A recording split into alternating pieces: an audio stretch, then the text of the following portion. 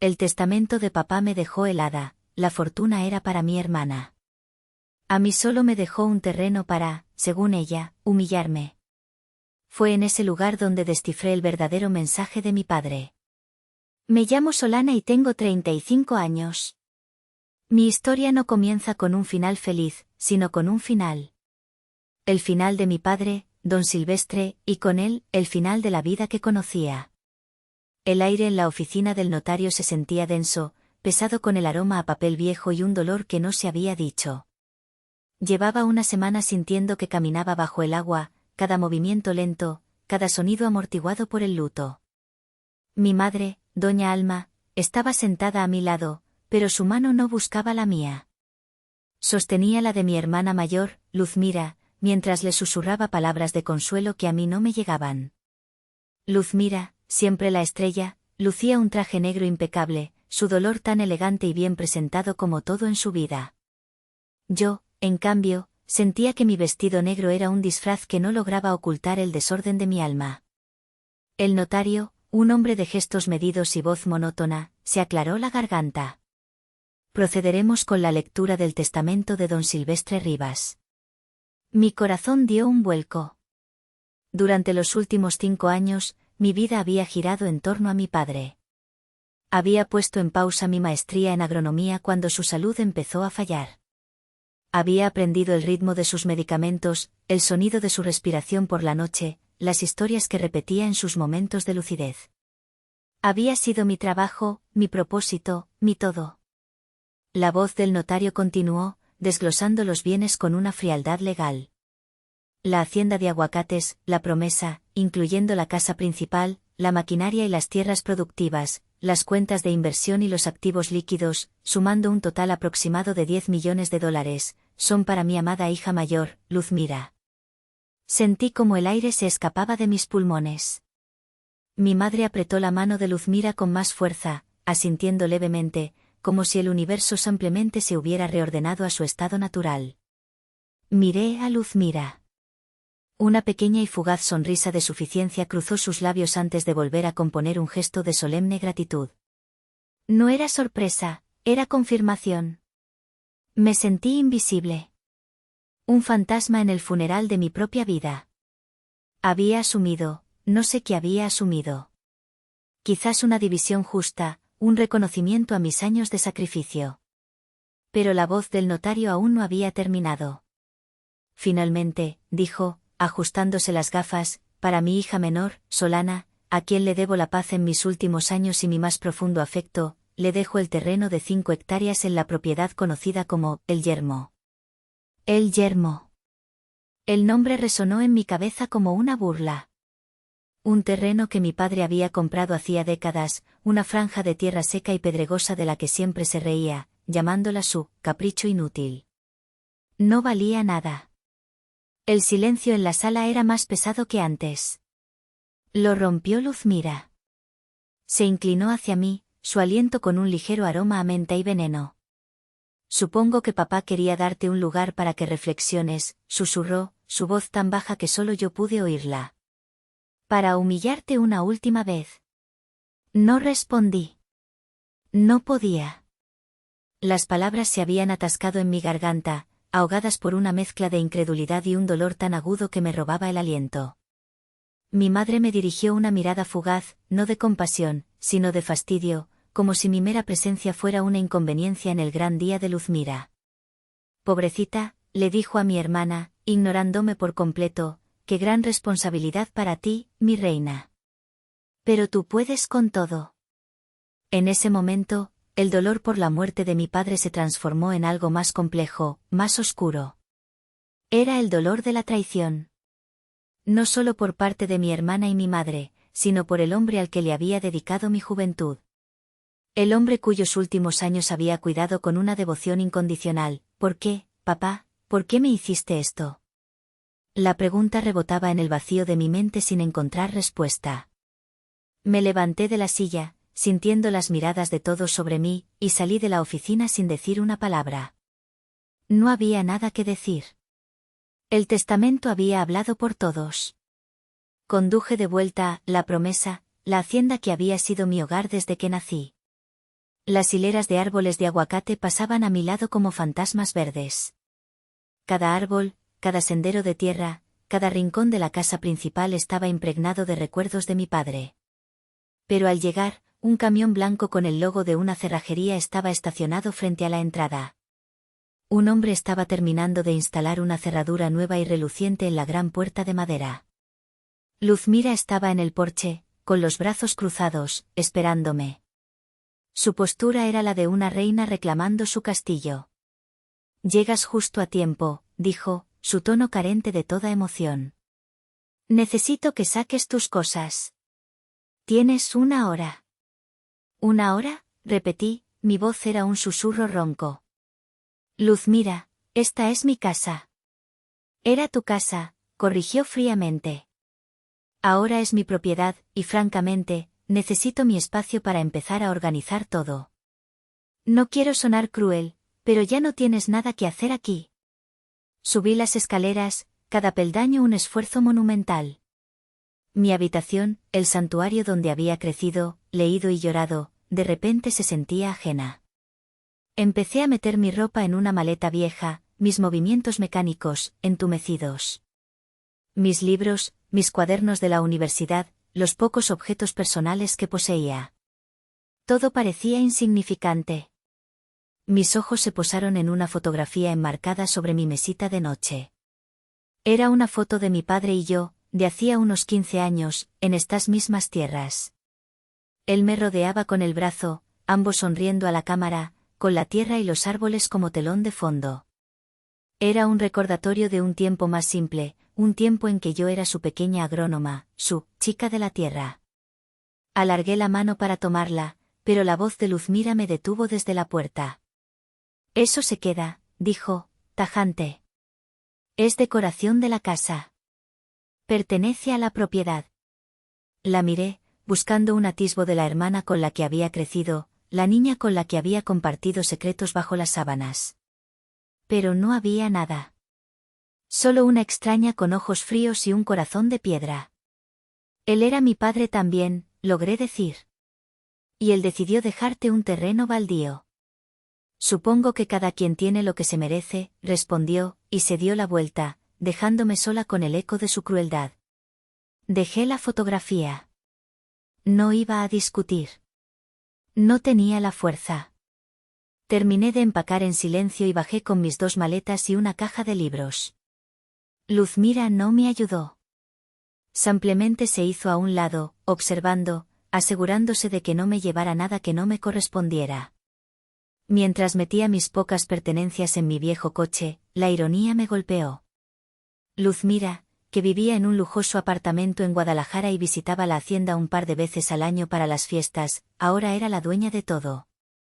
Y yo, que había sentido el pulso de esta tierra cada día, que había caminado cada surco y conocido cada árbol, era desterrada.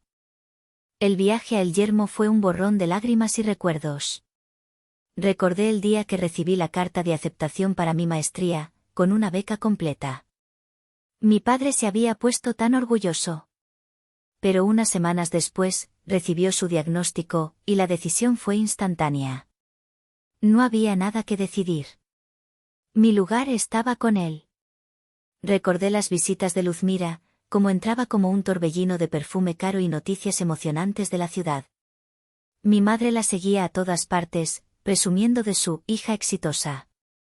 Mi trabajo silencioso, mi cuidado constante, se daba por sentado. Era invisible. Y recordé a mi padre. En sus últimos meses, a menudo nos sentábamos en el porche al atardecer. A veces, su mirada se perdía en la distancia, hacia las colinas donde se encontraba el yermo. «La tierra tiene memoria, Solana», me dijo una vez, su voz debilitada. «Y siempre recompensa la paciencia». En ese momento, sus palabras me parecieron el delirio de un hombre enfermo. Ahora, sonaban como una profecía cruel. Llegué a El Yermo cuando el sol comenzaba a ocultarse, tiñendo el cielo de tonos naranjas y morados que hacían que la desolación del lugar fuera aún más evidente. Era un páramo. 5 hectáreas de tierra seca, agrietada, salpicada de rocas y maleza espinosa. En el centro, una bodega de lámina y madera, inclinada y oxidada por el tiempo, parecía a punto de derrumbarse. Apagué el motor. El silencio era absoluto, roto solo por el silbido del viento. Este era mi nuevo hogar. Mi herencia. El símbolo final de mi valor a los ojos de mi familia. Apoyé la cabeza en el volante y, por primera vez desde que mi padre había muerto, me permití gritar. Un grito desgarrador, lleno de dolor, rabia y una soledad tan profunda que sentí que me tragaría entera. Los primeros días en el yermo fueron una prueba de resistencia física y mental. La bodega era poco más que un esqueleto. El viento se colaba por las grietas de las paredes de madera y el techo de lámina tenía más agujeros que metal. Dormía en el asiento trasero de mi coche, envuelta en una vieja manta, despertando cada mañana con el cuerpo entumecido y el alma helada. No había electricidad. Mis únicas luces eran una linterna de pilas que se debilitaba por momentos y un par de velas que había encontrado en la guantera. No había agua corriente. Mi rutina diaria consistía en conducir 5 kilómetros hasta una gasolinera en la carretera para llenar un par de garrafas con agua, suficiente para beber y para un aseo precario. La comida eran latas de frijoles y galletas saladas, lo único que mi escaso dinero me permitía comprar. Los días eran largos y vacíos. Caminaba por el terreno, pateando rocas, sintiendo el sol implacable sobre mi piel. La humillación era una compañera constante. Me sentía como un animal abandonado, dejado a su suerte en un entorno hostil. La generosidad de mi padre, la herencia de mi hermana, todo se sentía como una broma macabra de la que yo era el chiste final. Al cuarto día, mientras estaba sentada en el suelo polvoriento de la bodega, viendo las motas de polvo bailar en un rayo de sol, vi una camioneta vieja y destartalada avanzando por el camino de tierra.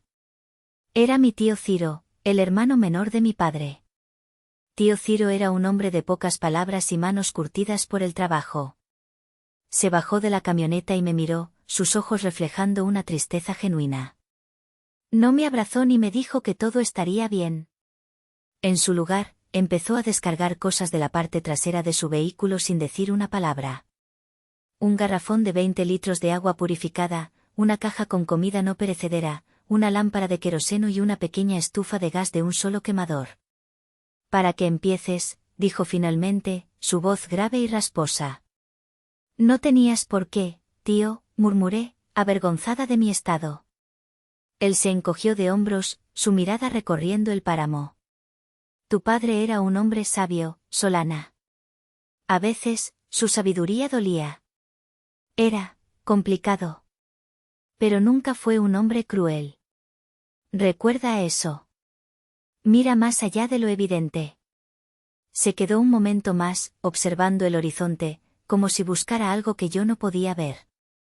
Luego, se subió a su camioneta y se fue, dejándome con sus enigmáticas palabras y una despensa un poco más llena.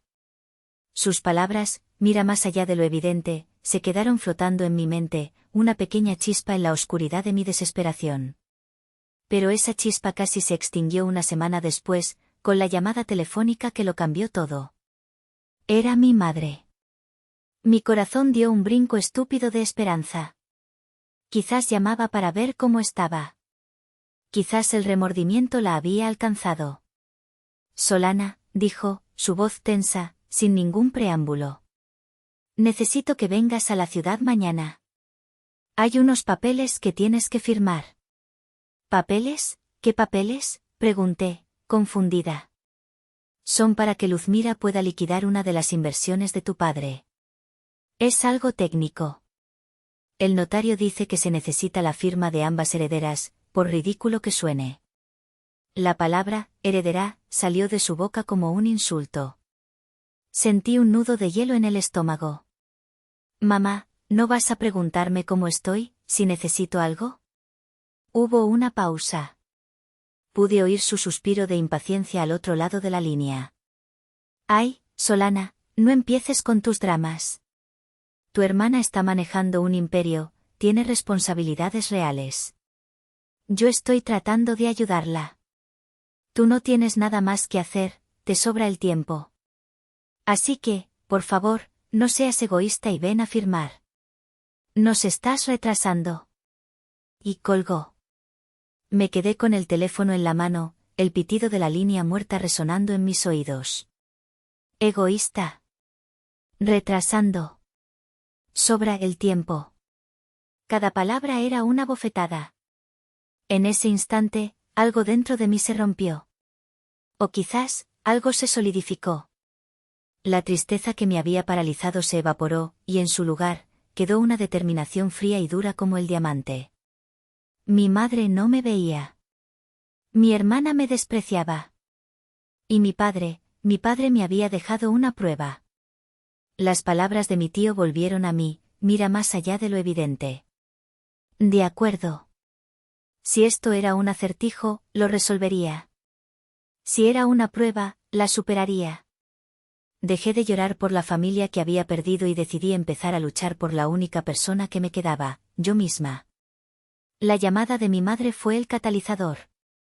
La tristeza se había convertido en una energía gélida que me impulsaba a la acción. Ya no veía el yermo como mi prisión, sino como mi punto de partida. Si iba a sobrevivir, tenía que entender este lugar. Y para entenderlo, tenía que limpiarlo. Empecé por la bodega. Era un caos de herramientas oxidadas, sacos de fertilizante petrificados y telarañas tan gruesas como el algodón. Trabajé durante días, desde el amanecer hasta el anochecer, impulsada por una furia silenciosa. Arrastré los sacos pesados al exterior, organicé las herramientas que aún servían en una pared, barrí capas de polvo que parecían tener décadas de antigüedad.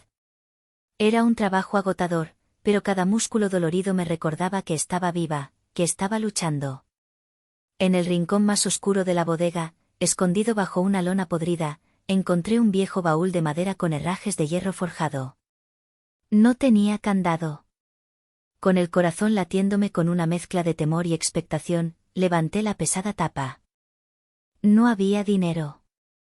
No había joyas ni objetos de valor. Mi primera reacción fue de decepción. Pero lo que había dentro era, a su manera, un tesoro diferente. El baúl estaba lleno de cuadernos de espiral, de esos que se usan en la escuela. Docenas de ellos. En cada portada, la caligrafía fuerte y clara de mi padre, diario de campo, El Yermo, seguido de un año. Había diarios que se remontaban a 20 años atrás. Junto a los diarios, había un viejo kit de análisis de suelo, con sus tubos de ensayo y reactivos casi secos. Y debajo de todo, cuidadosamente doblado, estaba el título de propiedad original de El Yermo. Esa noche, a la luz de la lámpara de queroseno que mi tío me había dado, empecé a leer. Al principio, eran solo datos, mediciones del pH del suelo, notas sobre la composición mineral, registros de las escasas lluvias. Era el trabajo de un agrónomo aficionado, meticuloso y paciente. Eran los cuadernos de mi padre, mi primer maestro, el hombre que me había enseñado a amar la ciencia que se esconde bajo nuestros pies. Sentí una punzada de nostalgia, un eco del vínculo que creía perdido. Seguí leyendo, noche tras noche. Los diarios se convirtieron en mi única compañía. A medida que avanzaba en los años, las notas de mi padre se volvían más específicas, más obsesivas. Se centraba en la composición de las capas más profundas del suelo, en algo que llamaba la roca porosa. Hablaba de su increíble capacidad para retener la humedad, incluso en las peores sequías. Entonces, encontré el último cuaderno, fechado apenas un año antes de su muerte. Las páginas estaban llenas de cálculos, diagramas de perforación y notas urgentes. Fue entonces cuando desplegué el título de propiedad que había encontrado en el baúl. Engrampada en la parte trasera, había una pequeña nota doblada que no había visto antes. La desdoblé con manos temblorosas. Era la letra de mi padre. La superficie siempre miente, mi pequeña agrónoma. El verdadero tesoro está donde nadie quiere cavar. Mi respiración se detuvo. Volví al último diario, buscando frenéticamente. Y allí, en la última página, encontré la entrada que lo cambiaría todo. No era solo texto, era un mensaje para mí. Las pruebas finales lo confirman, había escrito. Hay un acuífero masivo, una reserva de agua subterránea pura y constante, justo debajo de la capa de roca porosa. El suelo arcilloso de la superficie, que parece tan inútil, es en realidad perfecto para sellar la humedad. Es el lecho ideal para la variedad de aguacate más exigente y valiosa, el as de calidad de exportación. Pero requiere tiempo. Requiere trabajo. Requiere paciencia. Luzmira es una velocista, siempre buscando la recompensa inmediata. Pero tú, Solana, tú eres una corredora de maratón. Esta herencia es para la corredora de maratón. Este no es tu castigo, hija. Es tu oportunidad. Úsala, sabiamente. Las lágrimas empezaron a caer sobre la página, emborronando la tinta. Pero esta vez no eran lágrimas de tristeza o de rabia. Eran lágrimas de comprensión, de alivio, de un amor tan abrumador que me dejó sin aliento. No me había abandonado. No me había traicionado. Me había dejado un mapa. Me había dejado un desafío, confiando en que yo, y solo yo, tendría la inteligencia, la formación y, sobre todo, la paciencia para descifrarlo. Me conocía mejor de lo que yo me conocía a mí misma. Había visto la fuerza en mí que yo había olvidado que poseía. Apagué la lámpara y me quedé en la oscuridad, abrazando el diario contra mi pecho. Por primera vez en semanas, el silencio de El Yermo no se sentía amenazador, sino lleno de promesas. Era como si pudiera sentir la presencia de mi padre allí conmigo, sonriendo en la oscuridad. El verdadero trabajo, como había dicho Luzmira, apenas estaba por comenzar. Pero ahora, no estaba sola. Tenía un plan. Y tenía la bendición de mi padre. La revelación en el diario de mi padre fue como un interruptor que se encendió dentro de mí. La agrónoma que había estado latente durante 5 años despertó con una claridad feroz. El yermo ya no era un páramo, era un lienzo en blanco. Un proyecto. Mi proyecto. Pasé las siguientes semanas consumida por el trabajo. De día, recorría cada centímetro de las 5 hectáreas, tomando muestras de suelo, comparando mis hallazgos con las notas de mi padre, dibujando mapas topográficos en viejos trozos de papel. De noche, a la luz de la lámpara, devoraba los libros de la universidad que había logrado rescatar, refrescando mis conocimientos sobre hidrogeología, sistemas de riego y el cultivo del aguacate as. Sabía que necesitaba una confirmación profesional. Las notas de mi padre eran mi evangelio, pero un banco no me daría un préstamo basado en la fe. Usé los pocos ahorros que me quedaban y, con el corazón en un puño, le pedí un pequeño préstamo a mi tío Ciro, explicándole solo que tenía una corazonada sobre el terreno. Él no hizo preguntas. Simplemente fue a su casa y volvió con un fajo de billetes. Invierte en la tierra, mija, me dijo. Es lo único que nunca te va a traicionar. Con ese dinero, contraté a una pequeña empresa de geofísica para que realizara un estudio de resistividad eléctrica en la propiedad. 2 ingenieros jóvenes llegaron con equipos que parecían sacados de una película de ciencia ficción. Durante 2 días, caminaron por mi terreno, plantando electrodos y midiendo las corrientes subterráneas. Yo los observaba desde la distancia, mi futuro pendiendo de las lecturas en sus pantallas. El informe llegó una semana después. Era mejor de lo que había soñado. No solo confirmaba la existencia de un acuífero, sino que lo describía como un embalse subterráneo significativo, con un potencial de recarga constante. Era el premio gordo. El siguiente paso era el más intimidante, el banco. No podía ir como la hija desheredada que vivía en una bodega. Tenía que ir como una empresaria. Gasté parte del dinero de mi tío en un traje sencillo pero profesional y pasé una semana entera preparando mi presentación.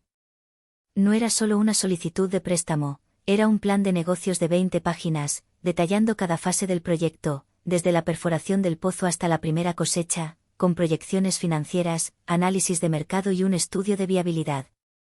El director del Banco Agrícola Regional, el señor Benítez, era un hombre mayor, de rostro severo y reputación de ser increíblemente duro. Me senté frente a su imponente escritorio de caoba, sintiéndome pequeña pero decidida. Escuchó mi presentación en silencio, sus ojos fijos en mí, sin revelar ninguna emoción. Cuando terminé, se reclinó en su silla y me observó durante un largo minuto que pareció una eternidad.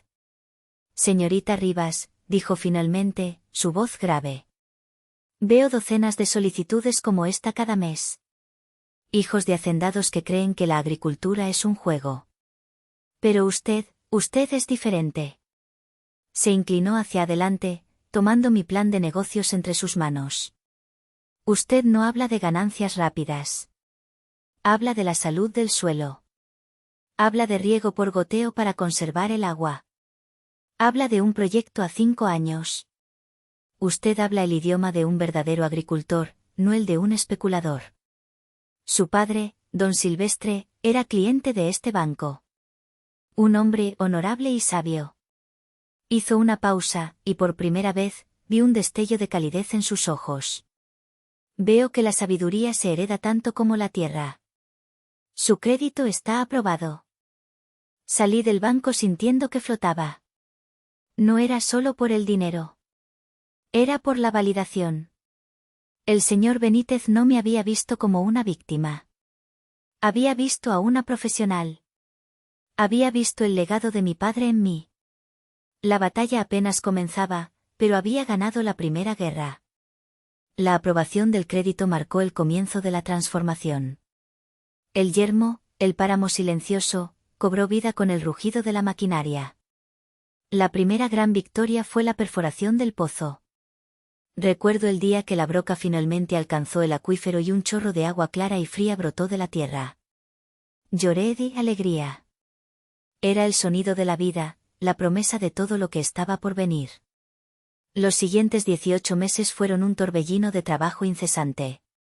Supervisé la instalación de un sistema de riego por goteo de última generación, diseñado para llevar la cantidad precisa de agua a cada futuro árbol, sin desperdiciar una sola gota.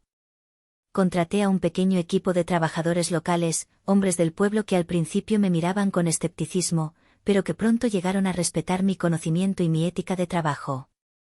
Yo no era una patrona que daba órdenes desde una camioneta, estaba allí con ellos, bajo el mismo sol, con las manos cubiertas de la misma tierra.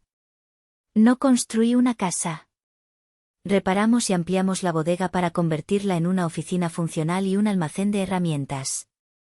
Mi hogar era una pequeña casa prefabricada, modesta pero cómoda, instalada en un rincón de la propiedad.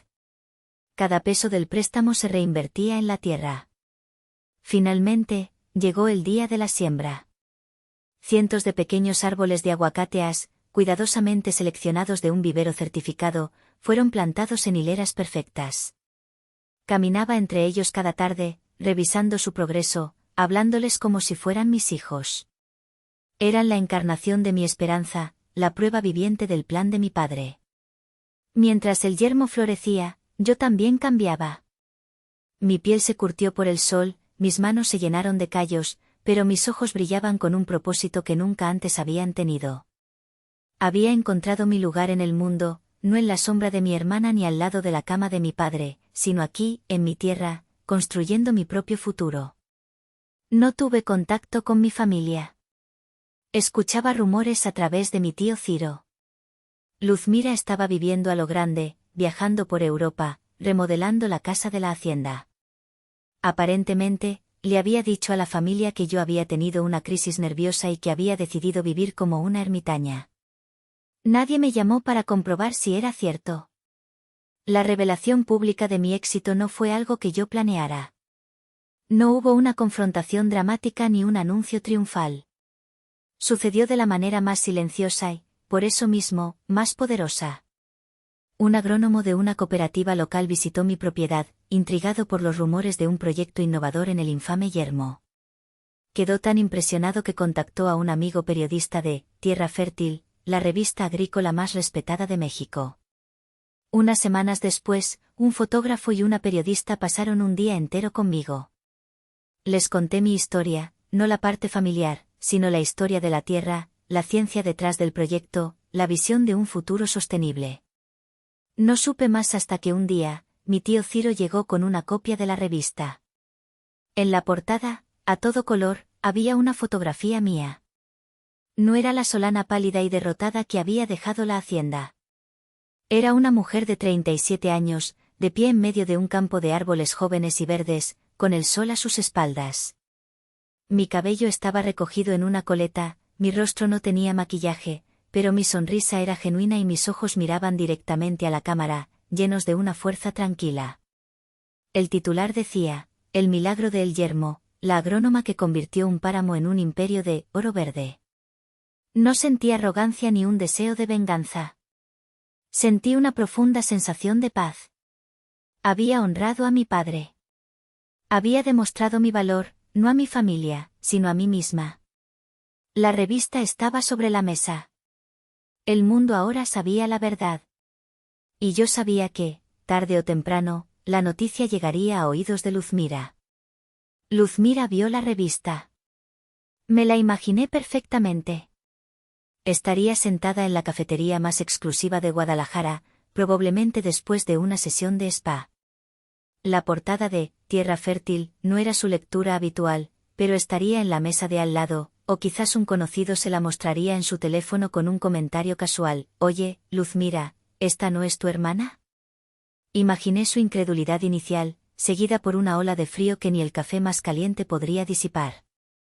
La foto de la mujer fuerte y radiante en la portada no encajaba con la narrativa que ella había construido, la de la hermanita patética y desequilibrada que vivía como una ermitaña en un basurero. El artículo sería aún peor. No mencionaba a la familia, pero detallaba el ingenio científico del proyecto, el descubrimiento del acuífero, el potencial millonario de la plantación.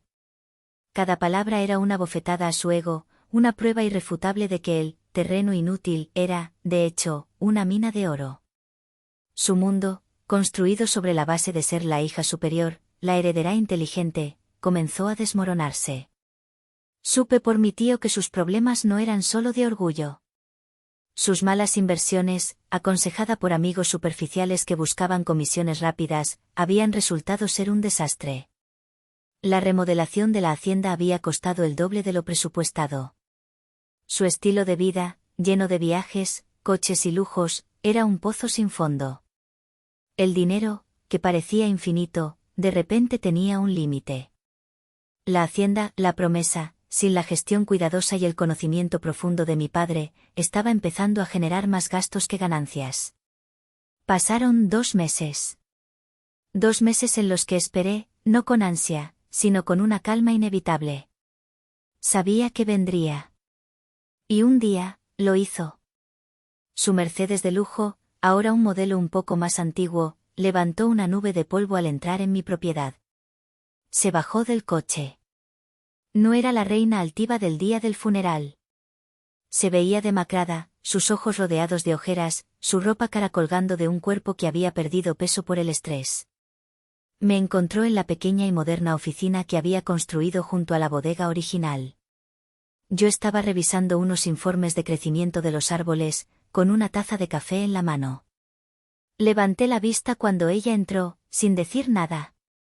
El poder había cambiado de manos. Ya no estábamos en su casa, bajo sus reglas. Estábamos en mi tierra. Mi santuario. Mi imperio. Tú lo sabías, espetó, su voz temblando de rabia y desesperación. Todo este tiempo, tú lo sabías, papá te lo dio todo a ti, fue una trampa. Dejé la taza sobre el escritorio y la miré, no con odio, sino con una especie de lástima distante. Papá no me dio nada, Luzmira. Me dio una oportunidad. Y un mapa. Un mapa que tú también tenías, pero que nunca te molestaste en leer. ¿De qué hablas? A mí me dio responsabilidades, deudas, a ti te dio un tesoro escondido. No, dije, mi voz tranquila pero firme. Papá nos dio a cada una exactamente lo que creía que podíamos manejar. A ti te dio el dinero, la fruta ya madura, porque sabía que no tenías la paciencia para sembrar. A mí me dio la tierra y la semilla, porque sabía que yo sí la tenía. Él nos conocía. Esa fue su última lección. Se derrumbó en la silla frente a mi escritorio, su arrogancia finalmente hecha añicos. Estoy arruinada, Solana, sollozó. Los bancos, las deudas, voy a perderlo todo. Voy a perder la hacienda. La casa de papá. El silencio se instaló entre nosotras, lleno del peso de años de injusticia. Me pidió ayuda. Me suplicó que comprara la hacienda, que la salvara de la humillación pública, que salvara el legado de papá que ella misma había dilapidado. Me levanté y caminé hacia la ventana. Afuera, mis árboles de aguacate se mecían suavemente con la brisa, sus hojas brillando bajo el sol. Eran jóvenes, pero fuertes. Eran mi futuro. El fruto de mi paciencia, de mi dolor, de mi trabajo. Mi padre me había enseñado sobre la ciencia de la tierra, sobre el valor de la paciencia y sobre la recompensa que se esconde bajo una superficie engañosa. Pero nunca me enseñó qué hacer cuando la persona que te humilló, que te desterró y te llamó un fracaso, de repente pone su destino en tus manos. ¿Debía ser la salvadora, la hermana mayor que ella nunca fue para mí? ¿O debía dejarla enfrentar las consecuencias de sus propias decisiones, dejar que la dura tierra de la realidad le enseñara la lección que nunca aprendió? Miré mi reflejo en el cristal de la ventana, a la mujer en la que me había convertido. Fuerte, independiente, dueña de mi destino. Y me hice la pregunta que aún hoy resuena en mi mente. ¿Me equivoco si elijo el silencio?